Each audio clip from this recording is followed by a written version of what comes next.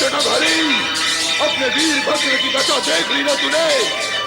यदि तुझमें साहस है तो स्वयं आकर युद्ध कर मुझसे। आजा दुष्ट जलंधर।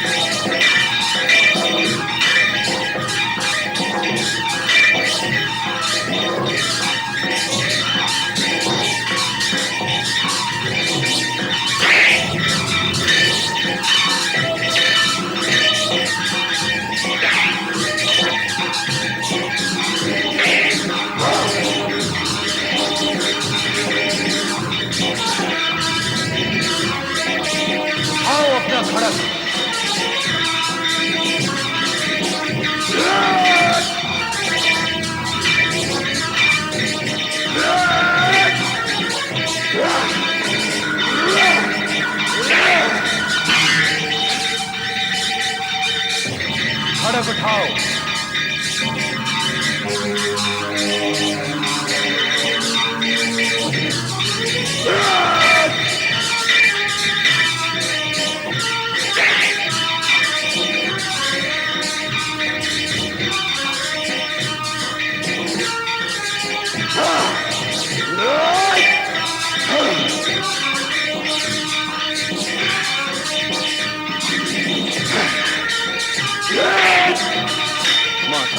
भगवान शिव और जलंधर का युद्ध और भी भयंकर हो गया है।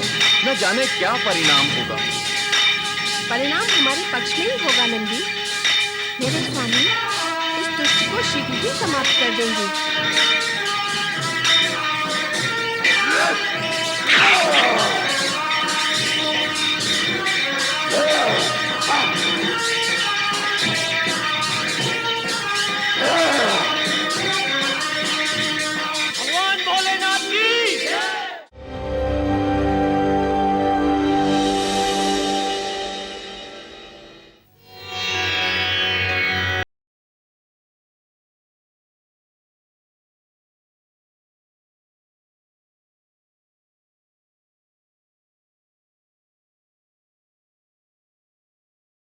ओम नमः शिवाय।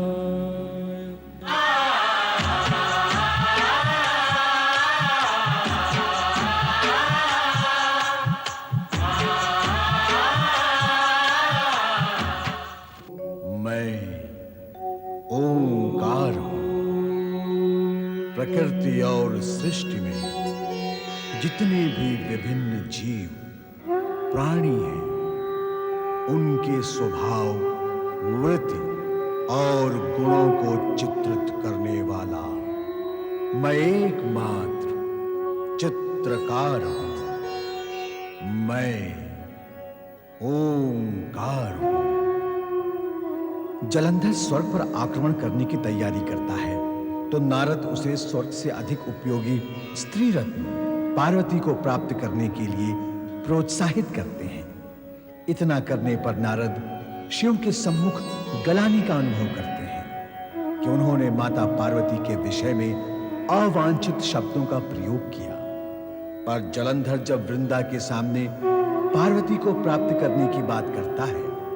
जलंधर बस, अब और अधिक नहीं सुना जाता। अपनी मनमानी को नियंत्रण में रख। अपनी इच्छा और कामना पर भी नियंत्रण रख जलंधर। पार्वती तेरी माता के समान है। उनके विषय में ऐसे विचार लाना घोर पाप है। उनके बस बस गुरु बस, बहुत हुआ। मैं जिसे अपनी पत्नी बनाना चाहता हूं, तुम बस उसे मेरी माता बनाए जा रहे हो। माता वही होती है जो पुत्र को अपने गर्भ से जन्म देती है। बार बार माता माता कह कहकर मुझे भ्रम में डालने की आवश्यकता नहीं है गुरु। मैं यहाँ माता का पुत्र बनने की कामना लेकर नहीं आया हूँ, बल्कि यहाँ पार्वती का पति बनने की इच्छा लेकर आया हूँ। और उसके प्राप्ति के इस अभियान में तुम्हें मेरा साथ देना ही होगा गुरु। नहीं, नहीं। ऐसे पाप कर्म में मैं तुम्हारा सहभागी कदापि नहीं बनूंगा। तो तुम अपने शिष्य का साथ नहीं दोगे? ऐसे पाप कर्म में यदि गुरु शिष्य का साथ देने लगे तो जन्मजात अपराधी भी लज्जित हो जाएंगे। गुरु का कर्तव्य होता है शिष्य को विजय मार्ग पर आगे बढ़ाना, उसे कुमार्ग से रोकना। पर तुम तो मुझे भी अपने साथ इस पाप की खाई में घसीटना चाहते हो। ऐसा सर्वथा नहीं होगा जलंधर। यह सर्वथा नहीं होगा तो फिर वो अवश्य होगा। क्या होगा?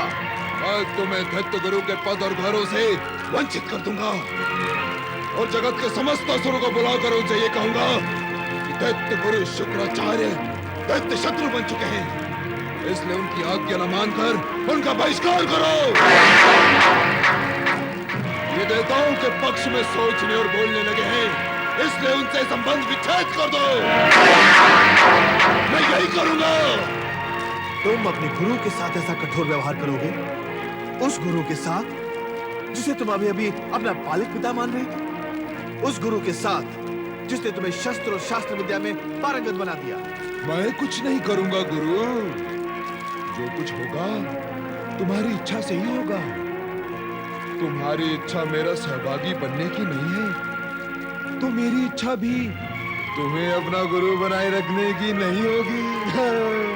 जलंधर, अपने गुरु से प्रतिशोध लेने के लिए क्या तुम समस्त असुर जाति को गुरुहीन कर दोगे? गुरुहीन होकर असुर जाति मिट नहीं जाएगी? मिट जाने दो समस्त असुर जाति को, पर महाबली जलंधर अपनी इच्छा नहीं मिटा सकता। हाँ, मुझे असुर जाति की रक्षा तो करनी ही होगी। फिर तो मेरा साथ भी देना होगा। अन्य कोई उपाय नहीं है जलंधर। शिष्य के सम्मुख गुरु ने सत्य को स्वीकार कर लिया। यह तो जगत में एक अनोखी बात हो गई गुरु। अब मैं चलता हूं अपने अभियान पर।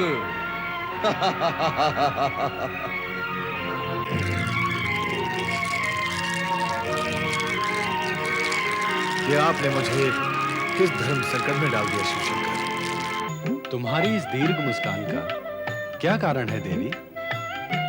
आज आपका ध्यान समाधि में नहीं है, इसलिए मेरा प्रसन्न होना स्वाभाविक है स्वामी। हमारी समाधि का तुम्हारी प्रसन्नता से क्या संबंध है देवी? स्वामी, आज आपके समाधिस्थ न होने के कारण आपको अवकाश है, समय है, इसीलिए मैं आपसे कुछ अपने मन की बात कह सकूंगी। कहो, क्या कहना चाहती हो? ये बताएं प्रभु, लक्ष्मी देवी और श्री हरि विष्णु जलंधर के अतिथि बन चुकने के बाद अब देवताओं के शुभ चिंतक रहेंगे या नहीं? नहीं। हे शिव, जलंधर के विषय में चर्चा हुई है तो ये भी सुन लो, कैलाश निवासिनी पार्वती, अब तुम्हें जलंधर के महल में महारानी बनकर रहना होगा। मैं इस समय यहाँ यही प्रस्ताव लेकर आया हूँ। अरे दुष्ट राहु, श्री हरि विष्णु के सुदर्शन चक्र से कटकर भी तूने पापाचार और अनाचार त्यागा नहीं। अब क्या तू हमारे क्रोध से भस्म होने यहाँ आया है? पहले मैं इसी भय से भयभीत हुआ था, किंतु फिर ध्यान आया मैं अमृत पीकर अमर हो चुका हूँ। इच्छा करने पर भी अब मेरा कुछ भी अहित नहीं कर पाएंगे। मुझ पर क्रोध करना व्यर्थ होगा महादेव। मैं तो केवल महाबली जलंधर का संदेश प्रस्ताव लेकर यहाँ आया हूँ। और सुंदरी पार्वती, तुम भी सुनो, इस हिम शीतल कैलाश से दैत्यराज जलंधर का राजभवन कहीं अधिक सुखमयी है। वहाँ आप दैत्यों की सम्राज्ञी बनकर रहेंगे।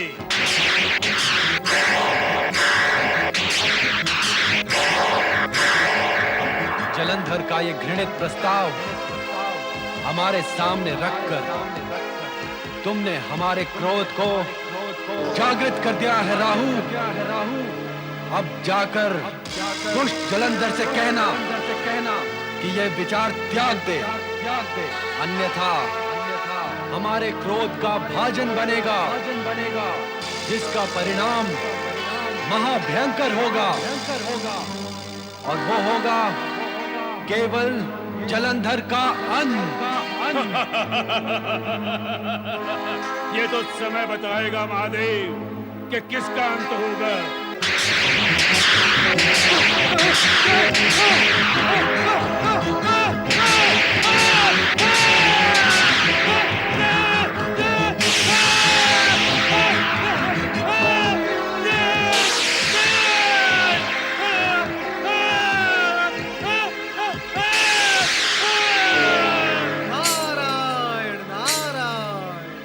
असुर सम्राट जलंधर की, असुराधिपति जलंधर की, असुर सम्राट जलंधर की, महाबली जलंधर की, असुर सम्राट जलंधर की। महाबली मेरी रक्षा करो, महाबली मुझे बचाओ, महाबली मुझे शिव के क्रोध से बचाओ, महाबली मेरी रक्षा करो, महाबली। राहुल, तूने तो अमृत को भी विष कर दिया। अमृत पी लेने पर भी मृत्यु से डरकर कायरों के भांति चित्कार करता है। जिस जलंधर के सम्मुख आते हुए भय भी भयभीत होता है, उसके सम्मुख आकर तू भय से भयभीत क्यों हो रहा है? पर महाबली राहुल, हमारे सामने आने से पहले ये पर और परंतु समुद्र में फेंक कर आया करो। हमारे राज्य में शिव और उसका क्रोध प्रवेश नहीं कर सकता। अब कहो, क्या समाचार लाए हो? महाबली, मैंने जब आपका प्रस्ताव वहां सुनाया तो शिव पार्वती दोनों ने सुनकर रुद्र रूप दिखाया और आपके प्रस्ताव को ठुकराकर क्रोधाग्नि मेरे पीछे छोड़ दी। मेरा विचार है कि आप पार्वती को पाने का विचार ही त्याग दें। हम क्या एक भयभीत और कायर के विचार से कार्य करेंगे? दुर्बुद्धि! विचार तो बलवान का माना जाता है, कायर का नहीं। हमें मंत्रणा देने की धृष्टता तो स्वयं गुरु शुक्राचार्य भी नहीं करते। तो तूने इतना साहस कैसे जुटा लिया कि हमें विचार पर विचार करने की मंत्रणा दे? महाबली, जो विचार नहीं करता वो अनाचार, पापाचार और अत्याचार करने लगता है। राहुल, अपने शब्दों को विराम लगा, नहीं तो कहूंगा, अवश्य कहूंगा। विचार नष्ट होने से बुद्धि भ्रष्ट होती है, बुद्धि भ्रष्ट होने से जीवन नष्ट होता है, जैसा कि मेरे साथ हुआ। अब आपकी भी यही गति होगी। अब और अधिक आपका साथ देकर अपने आप को संकट में नहीं डालूंगा।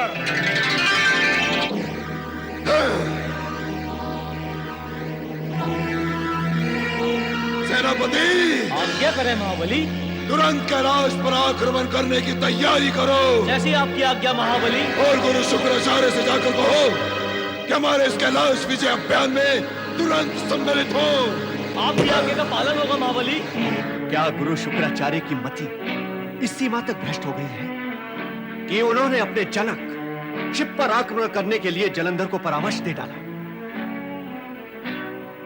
ऐसा करके समूची असुर जाति के लिए उन्होंने शिवकोप को आमंत्रित नहीं किया है। देवराज, दुष्प्रकृति का प्राणी जब दुष्कर्म करता है तो यह जानकर या मानकर नहीं करता कि वो कुछ अनुचित कर रहा है। उसका अहंकार उसके विवेक पर चढ़ बैठता है और फिर वो उचित और अनुचित के ज्ञान और अंतर से दूर निकलकर यही सोचता है कि जो कुछ कर रहा है ठीक ही कर रहा है। ऐसी ही गति जलंधर की है। अर्थात अब शिवकोप से न तो शुक्राचार्य बच सकेंगे और न ही जलंधर। यह सत्य है कि शिवकोप से बच सकना असंभव है, किंतु यह भी सत्य है कि अपनी पत्नी वृंदा के सतीत्व के फलस्वरूप जलंधर अपार शक्तिधारी है। यदि अपार शक्तिधारी अपनी शक्ति का दुरुपयोग करे, दूसरों के अधिकारों का हरण करे, अनैतिक और अनुचित आचरण से किसी वस्तु को प्राप्त करना चाहे, तो क्या उसकी अपार शक्ति क्षीण नहीं हो जाती? क्या वो नैतिक और चारित्रिक रूप से दुर्बल नहीं हो जाता? हाँ देवराज, ऐसा शक्तिशाली भी ऐसी स्थिति में दुर्बल हो जाता है। इसका अनुभव स्वयं आपको भी तो है। आप मुझे लज्जित कर रहे हैं गुरुदेव। सत्य की स्वीकृति में लज्जा कैसे? सत्य स्थान अवश्य बदलता है, किंतु स्वयं कभी नहीं बदलता। और यह सत्य जगत के हर एक प्राणी पर घटित होता है। मैं, तुम, जालंधर अथवा अन्य कोई भी जब अपनी शक्ति का दुरुपयोग करके दूसरे के लिए कष्ट का कारण बनते हैं, तो यही कष्ट देने की भावना सिर पर बैठकर हमें दुर्बल बनाती है और हम स्वयं कष्ट में आ जाते हैं। देखना, यही गति जालंधर की भी होगी। मेरे भैया जालंधर ने कार्य तो अनुचित ही किया है। क्या भोलेनाथ उसे क्षमा कर देंगे अथवा दंड देंगे? देवी लक्ष्मी, अब क्या होगा प्रभु? जो भी होगा विधि की रचना के अनुसार ही होगा। अर्थात भगवान शिव क्या मेरे भैया जालंधर को अपने क्रोध से भस्म कर देंगे? तुम क्या चाहती हो? वो तुम्हारा भाई है, इसलिए भगवान शिव कैलाश पर उसका स्वागत करते हुए पार्वती को सहर्ष उसे सौंप दे और उससे कहें कि पार्वती मैं तुम्हें सौंपता हूं, भस्म मैं किसी और को कर दूंगा, क्योंकि तुम लक्ष्मी के भाई हो। यही चाहती हो तुम? मेरा अभिप्राय ऐसा तो नहीं है। तो फिर क्यों चिंतित हो अपने उस भाई के लिए जो महापाप और दुष्कर्म के लिए सचेष्ट है? क्यों डूबी हो शोक में अपने उस महापात की भाई के लिए जिसे न तो बहन बहनोई की लाज है और न ही महाशक्ति का मान सम्मान? धरती के प्राणी इसी कारणवश तो दुखी हैं। जगत में इसीलिए तो अशांति है। मानव का चरित्र इसी कारण से ऊपर नहीं उठ पा रहा है। नैतिकता और मर्यादा इसीलिए तो सीमाएं लांघ चुकी हैं। किस लिए प्रभु, किस लिए?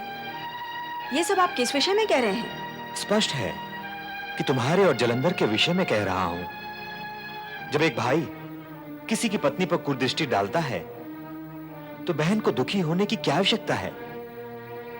उसे तो क्रोधित होना चाहिए। उसे विधाता से प्रार्थना करनी चाहिए कि उस महापापी को धरती से उठा ले। यदि ऐसा हो तो पापी पाप करने में संकोच करेगा, किंतु ऐसा होता नहीं। जब ऐसा नहीं होता तो किसी की बहन, पत्नी और पुत्री पर कुदृष्टि डालने वाला अपने बहन और संबंधी के मौन को अपने कुकर्म की सहमति मानकर प्रोत्साहित होता है और आगे चलकर प्रोत्साहन का यही मार्ग प्रकृति के संकेत पर मृत्युलोक की ओर मुड़ जाता है। नहीं प्रभु, नहीं। एक चरित्रहीन भाई के हित में तुम कई बार नहीं बोल चुकी हो, किंतु जगदम्बा पार्वती के प्रति मर्यादाहीनता का आचरण करने पर भी तुमने उसका विरोध करते हुए भी एक बार भी नहीं कहा। तुमने जालंधर को एक बार भी रोका टोका नहीं कि माता के समान पूज्य पार्वती के प्रति अपवित्र विचार न करे। जगत के साधारण प्राणी और मानव इसी पक्षतापूर्ण व्यवहार के कारण ही दुखी, अशांत व पीड़ित हैं। वे भूल ही जाते हैं कि पति, पुत्र व भाई को कुकर्म के लिए प्रताड़ित न करके निष्पक्ष भाव से उनका कठोर विरोध न करने से वे कुकर्मी को कष्ट के कठोर कुठारे में ढकेल रहे हैं। क्या हम सबको ये आचरण शोभा देता है? नारायण नारायण, ऐसा करना तो पृथ्वी के प्राणियों को भी शोभा नहीं देता श्री हरि, किंतु मनुष्य का तो स्वभाव ही बन गया है। नारद, अब तुम किस स्वभाव की बात करने लगे? मनुष्य स्वभाव की बात कर रहा हूँ मैं माता, मनुष्य स्वभाव की बात कर रहा हूँ। इन दिनों धरती वालों ने जो आए सो प्रसन्न जाए की नीति अपना रखी है, अर्थात कोई किसी को दुष्कर्म करने से रोकता नहीं। क्यों? सभी दुष्कर्मी हैं। एक दुष्कर्मी दूसरे दुष्कर्मी को दुष्कर्म करने से क्यों रोकेगा? नारायण नारायण। क्या धरती पर एक भी सत्कर्मी शेष नहीं रहा? नहीं नहीं, इतना निराश होने की आवश्यकता नहीं। शेष है, किंतु करोड़ों में एक, जिसकी पुकार दूर तक नहीं जाती। इसीलिए कोई कुछ भी करता है उसे कोई कुछ नहीं बोलता। इसीलिए धरती पर अत्याचार और अनाचार बढ़ रहे हैं। नारद, तुम्हारे आने से विषय परिवर्तन हो गया है। तो मैं फिर चला जाता हूँ, विषय वर्तन में आ जाएगा। वैसे मेरा विचार है कि महाबली जालंधर के विषय में चर्चा हो रही थी। हाँ नारद, देव लक्ष्मी इसीलिए चिंतित है कि कहीं भगवान भोलेनाथ जलंधर को भस्म ना कर दें। कदापि नहीं। अपने ही तेज से उत्पन्न महाबली जलंधर को वे कभी भस्म नहीं करेंगे। नारद की बात पर शंका ना करो देवी। जलंधर कितनी भी नीचता का प्रदर्शन करे, किंतु भोलेनाथ अपनी गरिमा के अनुरूप ही कार्य करेंगे। हाँ, दोनों के युद्ध का रूप क्या होगा ये तो समय ही बताएगा। नारायण नारायण।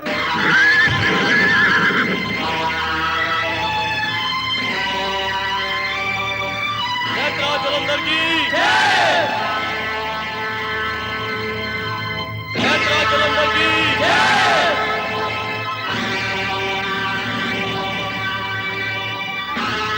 जलंधर की जय। जलंधर की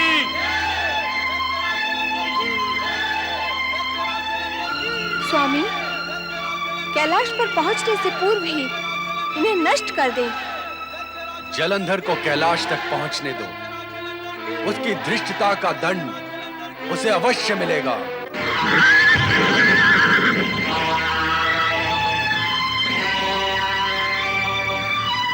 जलंधर की जय। जलंधर की जय।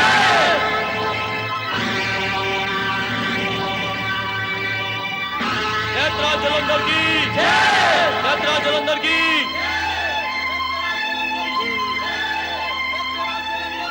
स्वामी, कैलाश पर पहुंचने से पूर्व ही इन्हें नष्ट कर दें। जलंधर को कैलाश तक पहुंचने दो। उसकी धृष्टता का दंड उसे अवश्य मिलेगा।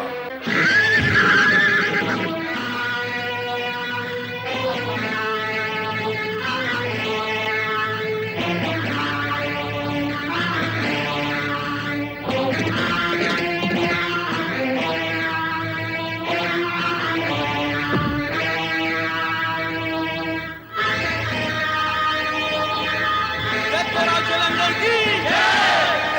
जलंधर की जय। जलंधर की जय।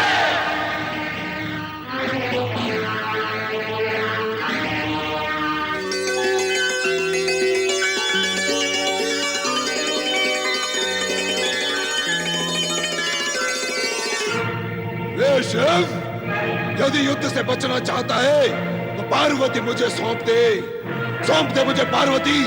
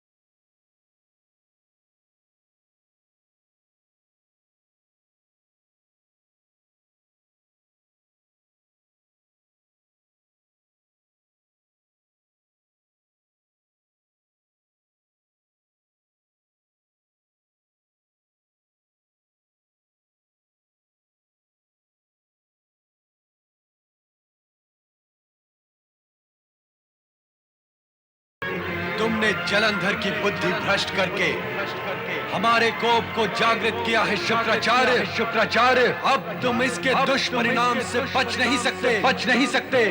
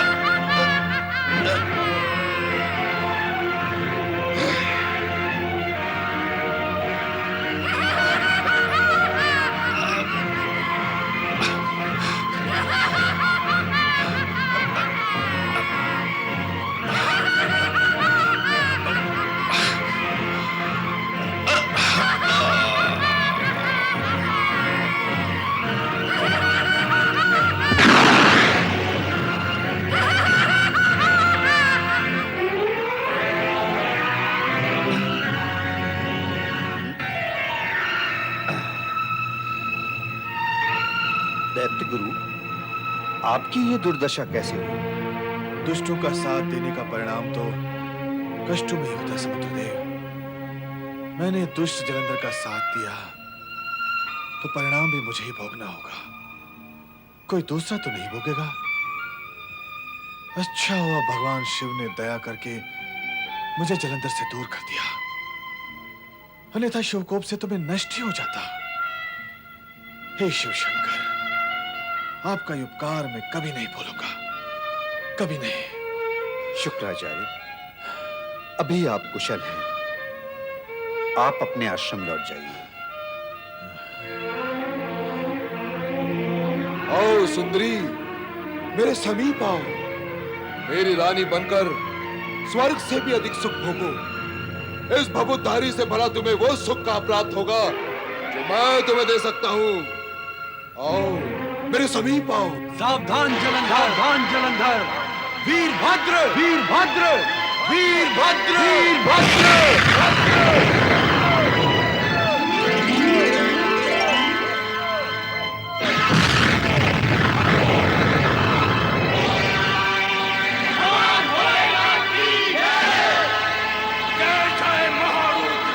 वीरभद्र, पार्वती पर कुदृष्टि डालने वाले इस जलंधर को समाप्त कर दो।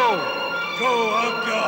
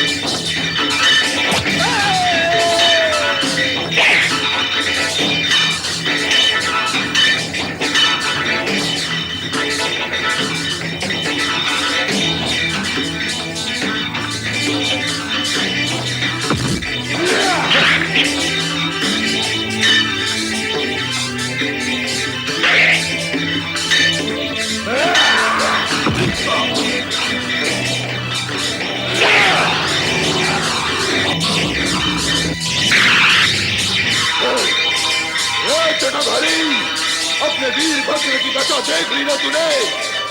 यदि तुझमें साहस है तो स्वयं आकर युद्ध कर मुझसे। आजा दुष्ट जलंधर।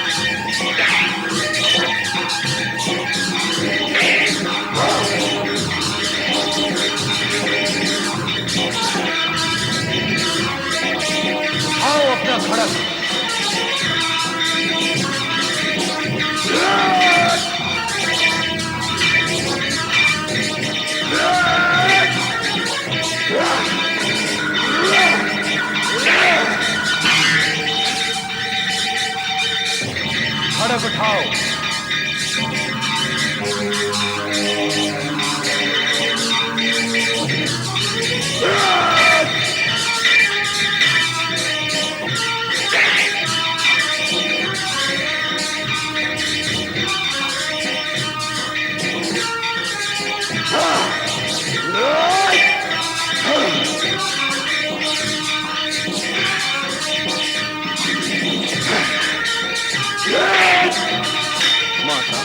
भगवान शिव और जलंधर का युद्ध और भी भयंकर हो गया है।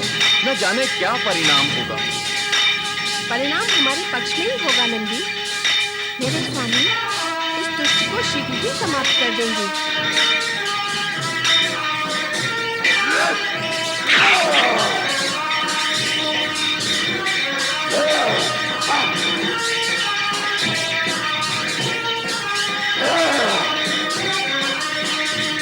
भगवान भोलेनाथ की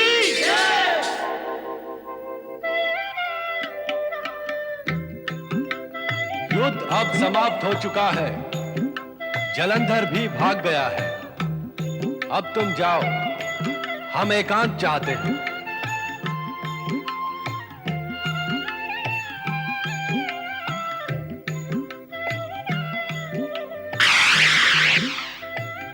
स्वामी, क्या हुआ?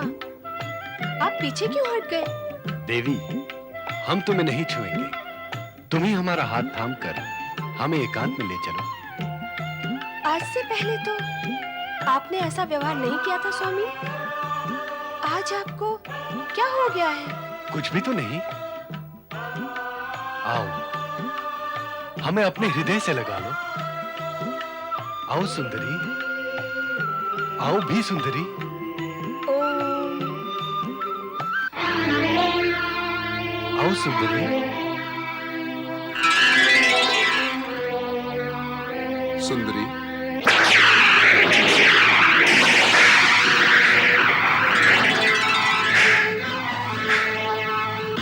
मायावी, दुष्ट, जलंधर, अब तेरे जीवन की श्वासें समाप्त हो चुकी हैं।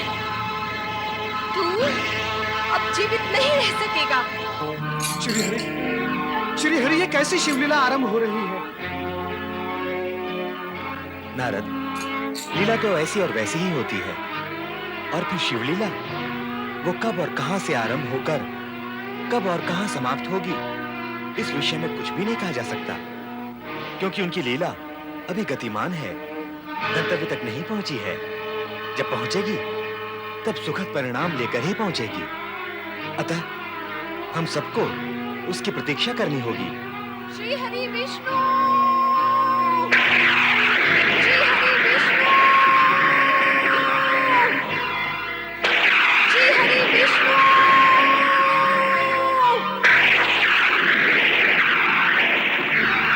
आप शीघ्र कैलाश भवन पर पधारें। श्री हरि, माता पार्वती आपको बुला रही है। लगता है कुछ अघटित घट गया है। हम तुरंत वहां पहुंच रहे हैं।